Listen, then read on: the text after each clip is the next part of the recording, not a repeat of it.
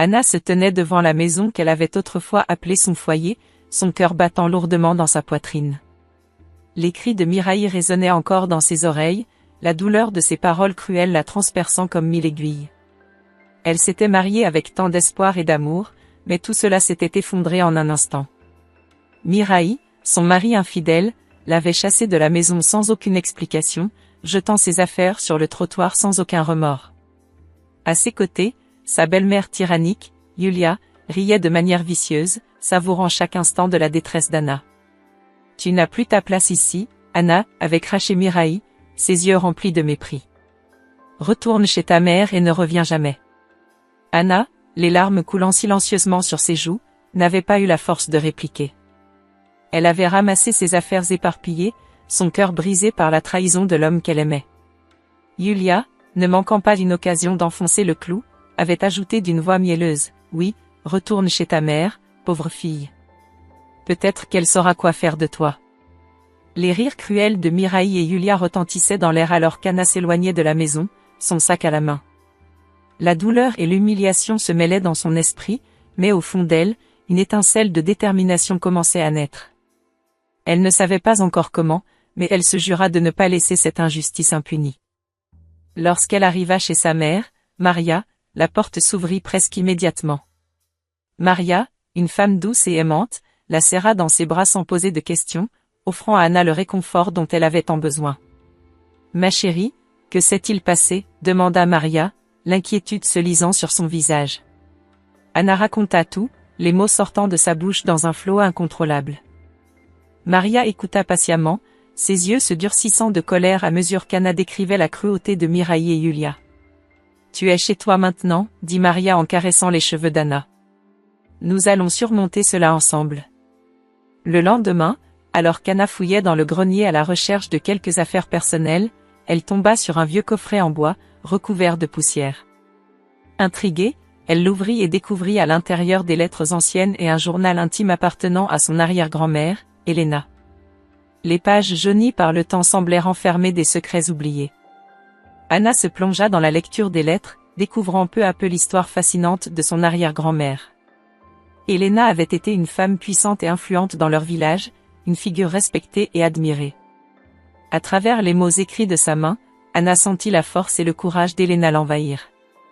Elle lut chaque lettre avec avidité, chaque mot résonnant en elle comme un écho de sa propre détermination. En retournant les pages du journal, Anna trouva des détails surprenants sur la vie d'Elena, ainsi que des informations sur des droits de propriété contestés concernant le terrain sur lequel la maison de Miraï et Yulia avait été construite. Son esprit s'emballa à la perspective de ce que cela pouvait signifier. Lorsque Maria rejoint Anna dans le grenier, elle remarqua l'expression de sa fille et lui demanda « Que trouves-tu d'intéressant dans ces vieux papiers, ma chérie ?» Anna leva les yeux, une lueur d'espoir brillant dans son regard. « Maman, il y a quelque chose que tu dois savoir. Ces lettres et ce journal. Ils parlent d'Elena et de la maison de Miraï et Yulia. Il y a des droits de propriété que nous pourrions peut-être revendiquer. » Maria prit une profonde inspiration, réfléchissant à ce que cela pourrait impliquer. « Si ce que tu dis est vrai, Anna, alors nous avons peut-être une chance de changer les choses. Mais nous devons être prudentes et bien préparer notre dossier. » Anna acquiesça, sentant pour la première fois depuis longtemps une étincelle d'espoir. Elle savait que le chemin serait difficile, mais elle était déterminée à se battre pour sa dignité et pour l'héritage de sa famille. Avec le soutien de sa mère et la force d'Elena qui vivait à travers ses lettres, Anna se sentait prête à affronter les défis à venir. Anna s'était installée dans la petite chambre de sa jeunesse chez sa mère, Maria. Les murs étaient encore décorés des photos de famille et des souvenirs de son enfance. Les nuits étaient longues et souvent sans sommeil, mais elle trouvait un peu de réconfort en se plongeant dans les lettres anciennes et le journal de son arrière-grand-mère, Elena. Un soir, alors que Maria préparait le dîner dans la cuisine, Anna était assise à la table, une bougie vacillante éclairant les pages jaunies du journal. Les mots d'Elena résonnaient avec une force inattendue, révélant une femme de caractère, respectée et crainte dans leur village. Elena avait dirigé des affaires, conseillé les habitants et même défendu des droits fonciers avec une détermination inébranlable. « Tu sembles très absorbée par ces lettres » observa Maria en apportant une assiette de soupe chaude à sa fille. « Qu'est-ce que tu as découvert » Anna leva les yeux, les larmes brillant dans leurs coins. Maman, savais-tu qu'Elena était aussi influente? Elle avait une position que je n'aurais jamais imaginée. C'est incroyable. Maria hocha la tête, un sourire triste aux lèvres. Oui, Elena était une femme remarquable. Mais ce n'est pas tout. Il y a des choses que tu dois savoir, Anna. Anna fronça les sourcils, curieuse. Quoi donc? Maria prit une profonde inspiration. La maison où tu vivais avec Miraï et Yulia, elle a été construite sur un terrain qui appartenait autrefois à Elena. Il y a des droits de propriété contestés que personne n'a jamais pris la peine de résoudre correctement. Les mots de sa mère étaient comme un éclair dans l'esprit d'Anna. Tu veux dire que cette maison pourrait m'appartenir de droit? Pas seulement de droit, mais aussi par héritage moral, répondit Maria. Elena s'est battue pour cette terre. Et maintenant, il est peut-être temps que tu te battes aussi pour ce qui t'appartient. Anna sentit une nouvelle détermination naître en elle. Mais, comment puis-je prouver tout cela? Comment puis-je me battre contre Miraï et Yulia? Ils sont si puissants et cruels. Maria posa une main réconfortante sur l'épaule d'Anna. Tu n'es pas seule dans cette bataille. Nous avons des documents, des preuves. Et tu as l'héritage d'Elena en toi. Utilise sa force et sa détermination. Les jours suivants, Anna continua à explorer le journal et les lettres, découvrant des détails sur les luttes et les victoires d'Elena. Chaque page tournée était une source d'inspiration et de courage renouvelé. Elle sentait une connexion profonde avec son arrière-grand-mère, comme si cette dernière lui murmurait des conseils à travers les âges. Un matin, alors qu'Anna et Maria étaient assises dans le salon, Maria se leva soudainement et alla chercher une boîte en bois ornée. « Il y a quelque chose que je dois te montrer, dit-elle en ouvrant délicatement la boîte pour en sortir un vieux rouleau de parchemin. Ceci est un acte de propriété. Il décrit les limites du terrain d'Elena et prouve que la maison de Miraï et Yulia est construite sur ce terrain. » Anna prit le parchemin avec des mains tremblantes. « C'est incroyable. Avec cela, je peux vraiment prouver mes droits. » Oui, mais il te faudra également le courage d'Elena pour affronter ceux qui t'ont fait du tort, répondit Maria avec gravité. Anna regarda le parchemin et les lettres d'Elena, sentant une force nouvelle grandir en elle. Je vais me battre, maman. Pour Elena, pour moi, et pour notre famille. Je vais récupérer ce qui nous appartient de droit. Maria sourit, les yeux brillants de fierté. Je savais que tu trouverais la force en toi. Elena serait fière de toi. Avec cette nouvelle détermination, Anna se prépara à affronter Miraï et Yulia, armée non seulement de preuves tangibles, mais aussi de l'héritage puissant de son arrière-grand-mère. Elle savait que le chemin serait ardu, mais elle était prête à tout pour reprendre ce qui lui revenait de droit. Anna, déterminée à récupérer ce qui lui appartenait de droit, engagea les services d'un avocat réputé, Alexandru. Dès leur première rencontre, Anna sentit une lueur d'espoir. Alexandru, un homme d'une quarantaine d'années, au regard perçant et à la voix posée, l'écouta attentivement. Il prit note de chaque détail, examinant les lettres et le journal d'Elena avec une grande minutie. « Nous avons de solides arguments ici, Anna, dit-il en fermant le journal. Les documents que vous avez trouvés sont des preuves précieuses.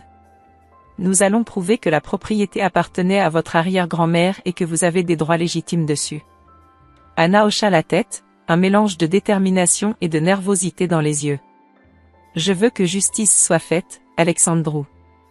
Je veux reprendre ce qui est à moi et montrer à Miraï et Yulia qu'ils ne peuvent pas se moquer de moi. » Pendant ce temps, dans la maison qu'ils avaient usurpée, Miraï et Yulia commencèrent à ressentir une étrange présence. Les premiers incidents furent subtils, des portes qui se fermaient seules avec un léger courant d'air, des objets qui disparaissaient pour réapparaître à des endroits improbables. Yulia, plus superstitieuse que son fils, se mit rapidement à paniquer. « Miraï, je te dis que cette maison est hantée, » s'exclama-t-elle un soir, après qu'une vieille horloge se soit mise à sonner en pleine nuit. « Ne sois pas ridicule, mère, grogna Miraï, bien qu'il ne pouvait cacher son propre malaise. Il doit y avoir une explication rationnelle. » Mais les incidents se multiplièrent. Des éclats de rire éthérés résonnaient dans les couloirs sombres. Des ombres semblaient glisser sur les murs. Un soir, alors qu'Yulia se regardait dans le miroir de sa chambre, elle crut voir, derrière son reflet, le visage sévère d'une vieille femme qu'elle ne connaissait pas. Les jours passaient et la tension dans la maison montait. Yulia devenait de plus en plus paranoïaque, guettant chaque bruit, chaque mouvement. Elle se confia à Miraï, qui commençait lui aussi à douter de son scepticisme initial. « Je crois que c'est l'esprit d'Elena, » murmura Yulia, terrifiée. « Elle est revenue pour nous hanter. » Anna, quant à elle, découvrait peu à peu que ces événements mystérieux étaient peut-être plus qu'une simple coïncidence. En feuilletant le journal d'Elena, elle tomba sur des passages évoquant des rituels anciens, des prières pour protéger la famille et leurs biens. Peut-être qu'Elena essaie de m'aider, pensa Anna à voix haute, en montrant le journal à Alexandru lors d'une de leurs réunions. Alexandru acquiesça, intrigué. Il est possible que l'énergie de votre arrière-grand-mère soit encore présente. Cela pourrait jouer en notre faveur. Si Miraï et Yulia sont suffisamment déstabilisés, ils pourraient commettre des erreurs. Anna se sentit renforcée par cette idée. Elle reprit contact avec Alexandru, qui apportait une nouvelle encourageante à chaque rencontre. Il travaillait avec acharnement, rassemblant des témoignages, des preuves matérielles, et préparant un dossier solide. Un soir, alors qu'Anna était plongée dans ses pensées, elle sentit une présence bienveillante. Une sensation de chaleur et de réconfort l'envahit. Elle murmura une prière de gratitude à Elena, sentant un lien fort avec cette arrière-grand-mère qu'elle n'avait jamais connue mais qui semblait veiller sur elle. La maison de Miraï et Yulia, autrefois un symbole de leur pouvoir usurpé, se transformait en un lieu de peur et de désarroi. Les manifestations surnaturelles continuaient, rendant leur quotidien insupportable. Miraï tenta de faire appel à un prêtre pour exorciser la maison, mais les phénomènes persistaient, amplifiant leur angoisse. Anna, de son côté, se préparait mentalement et émotionnellement à la bataille juridique qui approchait. Elle savait qu'elle n'était pas seule. Avec Alexandru à ses côtés et l'esprit d'Elena comme allié invisible, elle sentait que la justice était à portée de main. Elle était prête à affronter Miraï et Yulia, à récupérer son héritage et à restaurer l'honneur de sa famille. Chaque jour qui passait renforçait sa détermination. Elle n'était plus la femme brisée que Miraï avait jetée à la rue. Elle était Anna, l'héritière d'Elena, et elle se battait pour sa dignité et son avenir. Alexandru avait passé des semaines à rassembler les preuves nécessaires pour soutenir Anna dans sa quête de justice. Ce matin-là, il entra dans le petit bureau qu'il avait aménagé chez lui, les bras chargés de dossiers et de documents. Anna l'attendait déjà, assise nerveusement sur une chaise, ses mains tremblantes de nervosité. « Anna, nous avons enfin tout ce dont nous avons besoin pour intenter un procès contre Miraï et Yulia », annonça Alexandru avec une assurance palpable. « Les documents prouvent sans l'ombre d'un doute que la maison appartient légitimement à ta famille. » Anna sentit une vague de soulagement l'envahir, mais aussi une montée de détermination. Elle savait que le moment était venu de confronter Miraï et Yulia. Elle se leva d'un bond, prête à affronter ceux qui l'avaient humiliée et volée. L'après-midi même, Anna se rendit à la maison qu'elle avait autrefois partagée avec Miraï. Elle frappa à la porte avec force, un mélange de colère et de résolution dans les yeux. Miraï ouvrit la porte, surpris de la voir mais rapidement adopté un air de défi. « Qu'est-ce que tu veux, Anna ?» demanda-t-il d'une voix méprisante. Anna le fixa droit dans les yeux. « Je sais tout, Miraï. Je sais que cette maison appartient à ma famille, et j'ai les preuves pour le prouver. Je suis venue te prévenir que nous allons intenter un procès. » Yulia apparut derrière son fils, son visage se crispant de colère. « Tu oses revenir ici, après tout ce que tu as fait ?» Anna ne se laissa pas intimider. « Oui, j'ose. Et je vous conseille de vous préparer, car les conséquences légales de vos actes seront sévères. » Miraï et Yulia échangèrent un regard paniqué. Ils savaient que leur jour dans cette maison était compté.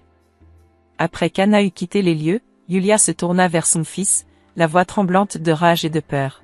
« Nous devons faire quelque chose.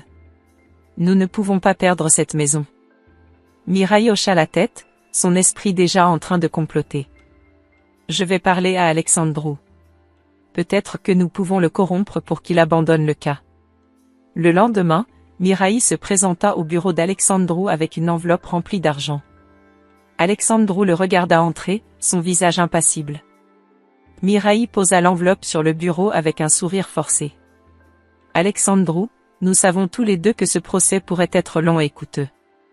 Peut-être que ceci pourrait vous convaincre de reconsidérer votre position. Alexandru ouvrit l'enveloppe et jeta un coup d'œil à l'intérieur avant de la refermer lentement. Vous pensez vraiment que je vais risquer ma carrière et ma réputation pour un pot de vin? Demanda-t-il avec un calme glacial. Sortez de mon bureau, Miraï. Et préparez-vous à affronter les conséquences de vos actes. Miraï, furieux et humilié, quitta le bureau en claquant la porte. Alexandru, quant à lui, se sentait plus déterminé que jamais à aider Anna à obtenir justice. Quelques jours plus tard, Anna se tenait devant le tribunal, prête à prouver ses droits. Miraï et Yulia, assis de l'autre côté de la salle, semblaient nerveux et tendus. Anna prit une profonde inspiration et se prépara à raconter son histoire, sachant qu'elle avait la force et le soutien de son arrière-grand-mère Elena derrière elle. Alors qu'elle commençait à présenter les preuves, elle sentit une présence réconfortante à ses côtés. Elle savait que l'esprit d'Elena était là, guidant et protégeant chaque étape de son chemin vers la justice. Le procès débuta dans une atmosphère tendue, chacun des participants ressentant le poids des enjeux. Anna, vêtue d'une robe sombre qui reflétait sa détermination, s'assit à la table des plaignants, aux côtés de son avocat, Alexandru. Les regards étaient rivés sur elle, mais elle ne vacilla pas. Elle savait que ce moment était crucial pour récupérer sa dignité et ce qui lui appartenait de droit. Alexandru se leva en premier pour présenter l'affaire. Il exposa méthodiquement les preuves accumulées, décrivant comment Miraï et Yulia avaient frauduleusement pris possession de la maison construite sur les terres d'Elena, l'arrière-grand-mère d'Anna. Les documents historiques corroborant la propriété d'Elena furent présentés, ainsi que les lettres qui racontaient l'histoire de cette femme influente et respectée. Miraï et Yulia, assis de l'autre côté de la salle, montraient des signes visibles de nervosité. Miraï, habituellement sûr de lui, semblait décontenancé, tandis qu'Yulia, d'habitude impassible, paraissait sur le point d'exploser. Leur avocat tenta de contester les preuves, mais ses arguments semblaient faiblir face à la montagne de documents et de témoignages. Le moment le plus marquant fut lorsqu'Anna prit la parole. Elle se leva avec assurance et raconta l'histoire de sa famille, l'héritage d'Elena et son propre parcours de résilience. Mon arrière-grand-mère, Elena, dit-elle d'une voix claire, était une femme de caractère et de justice. Elle a travaillé dur pour construire un foyer et une vie sur ces terres. Aujourd'hui, je suis ici pour honorer sa mémoire et récupérer ce qui nous appartient. Le juge, un homme âgé au visage sévère, écoutait attentivement. Il posa plusieurs questions à Anna, qui y répondit avec précision et calme. Puis ce fut au tour de Miraï et Yulia de témoigner. Sous la pression, Yulia perdit rapidement son sang-froid. Ses réponses devinrent incohérentes, dans un moment de panique, elle laissa échapper une information capitale. Ce n'était pas censé se passer comme ça, cria-t-elle. Nous avions tout prévu pour que personne ne découvre jamais la vérité sur ces terres. Le silence se fit dans la salle, chaque mot résonnant lourdement. Miraï tenta de la faire taire, mais le mal était fait. L'avocat d'Alexandru saisit l'occasion pour souligner cette admission involontaire, consolidant ainsi leur cas. Le juge annonça une pause pour délibérer, laissant la salle dans un état de suspense insoutenable. Anna se tenait droite, sentant le poids de l'histoire de sa famille sur ses épaules mais aussi leur soutien invisible. Après ce qui sembla être une éternité, le juge revint avec son verdict. Après avoir examiné les preuves et entendu les témoignages, commença-t-il, il est clair que Miraï et Yulia ont frauduleusement acquis cette propriété. Par conséquent, je déclare que la maison et les terres doivent être restituées à Anna. De plus, Miraï et Yulia sont condamnés à payer des dommages et intérêts pour leurs actions. Un murmure d'approbation parcourut la salle. Anna sentit un soulagement indescriptible l'envahir. Elle avait gagné. Elle avait non seulement récupéré ce qui lui appartenait de droit, mais elle avait aussi restauré l'honneur de sa famille. En sortant du tribunal, Miraï et Yulia étaient visiblement abattus. Miraï tenta de s'approcher d'Anna. « Anna, écoute, on peut peut-être trouver un arrangement. » Commença-t-il, mais Anna le coupa sèchement. « Il est trop tard pour ça, Miraï. Tu as fait ton choix, et maintenant tu dois en assumer les conséquences, répondit-elle avec une froide détermination. Alexandru posa une main rassurante sur l'épaule d'Anna. Vous avez été formidable, Anna. Elena serait fière de vous. Anna hocha la tête, des larmes de soulagement et de triomphe brillant dans ses yeux. Merci, Alexandru. Merci pour tout. Alors qu'il quittait le tribunal, Anna savait que ce n'était que le début d'une nouvelle vie, une vie où elle pouvait marcher la tête haute, forte de l'héritage de ses ancêtres et de sa propre détermination. Alors qu'Anna commençait à reprendre possession de la maison, une étrange sensation de déjà-vu l'envahit. Les souvenirs de son arrière-grand-mère Elena, tels que décrits dans les lettres et le journal, semblaient maintenant plus vivants que jamais. Un après-midi, alors qu'elle explorait les pièces, elle remarqua une fissure dans le mur d'une chambre à l'étage. Intriguée, elle se mit à examiner de plus près et découvrit un mécanisme caché. Après quelques manipulations, un passage secret s'ouvrit devant elle. Derrière ce mur, une pièce secrète apparut, emplie d'objets précieux et de documents historiques appartenant à Elena. Les yeux d'Anna s'illuminèrent à la vue des trésors cachés. Des bijoux anciens, des manuscrits, et des objets d'art remplissaient la pièce. Au centre, un grand coffre en bois finement sculpté attirait particulièrement son attention. Anna l'ouvrit avec précaution et découvrit des parchemins jaunis par le temps, portant le sceau de sa famille. Pendant ce temps, Miraï et Yulia, désespérés par leur défaite au tribunal, ourdissaient un ultime stratagème pour récupérer la maison. Ils engagèrent des hommes de main pour effrayer Anna et la forcer à quitter les lieux. Une nuit, alors qu'Anna se reposait après une longue journée de découverte, elle entendit des bruits suspects provenant du rez-de-chaussée. Son cœur battant la chamade, elle descendit prudemment l'escalier, une lampe à la main. « Qui est là ?» demanda Anna, tentant de dissimuler sa peur. Les hommes de main, voyant Anna seule, avancèrent vers elle avec des regards menaçants.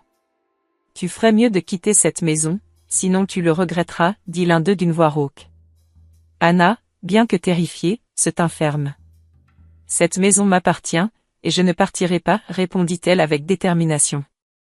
Soudain, une rafale de vent glacial traversa la pièce, éteignant la lampe d'Anna. Les hommes de main échangèrent des regards inquiets. « Qu'est-ce que c'est que ça ?» murmura l'un d'eux, visiblement perturbé. L'esprit d'Elena apparut alors devant eux, une silhouette lumineuse et imposante. « Vous n'avez pas votre place ici, » déclara-t-elle d'une voix autoritaire. Les hommes de main, effrayés, reculèrent en trébuchant avant de s'enfuir précipitamment de la maison. Anna, encore sous le choc, s'agenouilla devant l'apparition de son arrière-grand-mère. « Merci, Elena, » murmura-t-elle, les larmes aux yeux. L'esprit d'Elena s'approcha d'Anna et lui tendit un document ancien. « Voici le testament que j'avais caché. Il prouve que cette maison et tout ce qu'elle contient te reviennent de droit. J'avais prévu cette vengeance depuis longtemps, » dit-elle avant de disparaître dans une douce lumière.